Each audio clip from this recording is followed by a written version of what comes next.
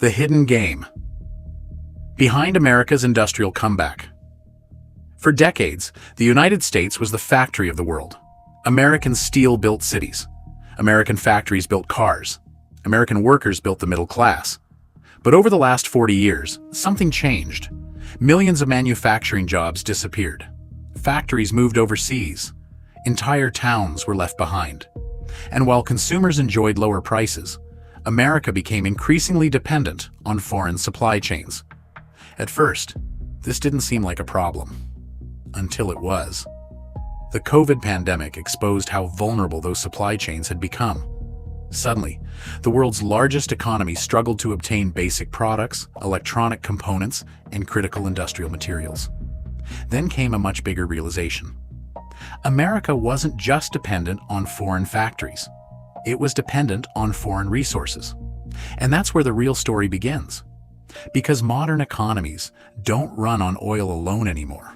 They run on technology, electric vehicles, missile guidance systems, advanced radar, artificial intelligence, data centers, smartphones, semiconductors.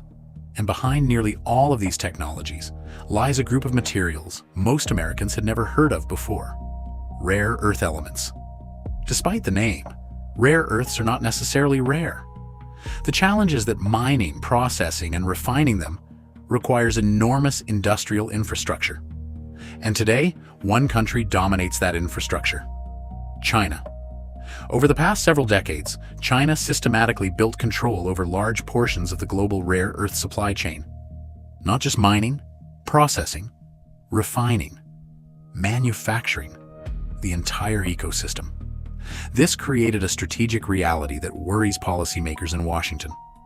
America may design some of the world's most advanced technologies, but many of those technologies still depend on materials controlled elsewhere. This is where the conversation about reindustrialization becomes much more important, because bringing factories back home is only part of the equation.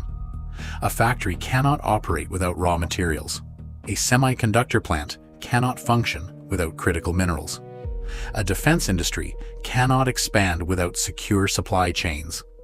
In other words, industrial power begins long before products reach assembly lines. It starts at the source. This helps explain why discussions about critical minerals have become increasingly prominent in recent years. Why governments are investing billions into domestic manufacturing. Why new mining projects are receiving attention. Why countries rich in strategic resources have become increasingly important. And why nations such as Brazil, Australia, and Canada are attracting growing interest from policymakers and investors alike. The objective is not simply economic growth. It is resilience. The ability to build, innovate, and defend national interests without excessive dependence on geopolitical rivals. This is also why tariffs, industrial policies, infrastructure investments, and supply chain initiatives often appear connected. They are different pieces of the same puzzle, a long-term effort to rebuild industrial capacity and reduce strategic vulnerabilities. Whether these efforts succeed remains an open question. Reindustrialization is expensive. Building new supply chains takes years, sometimes decades.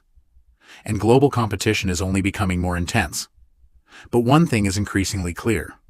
The future competition between major powers may not be decided only by armies or financial markets.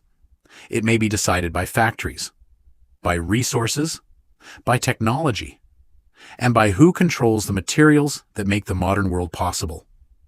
The story of rare earths is not really about minerals, it's about power. And the race to secure that power may become one of the defining economic stories of the 21st century.